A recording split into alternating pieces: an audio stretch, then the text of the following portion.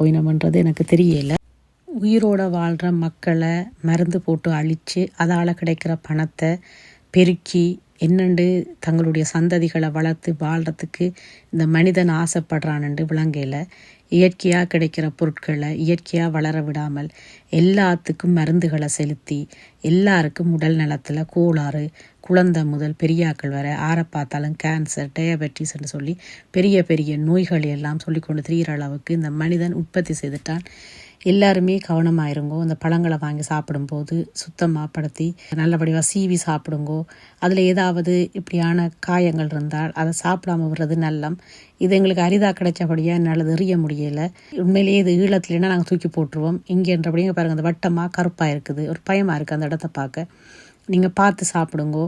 அப்படியான இடங்களை தவிர்த்து சாப்பிடுங்கோ, வெட்டி எறியுங்கோ. மருந்துகள் ஏதாவது அதில் சேர்க்கப்பட்டிருக்கலாம். எல்லாரும் உங்கள் உடல் நலத்தை பேணுறதுல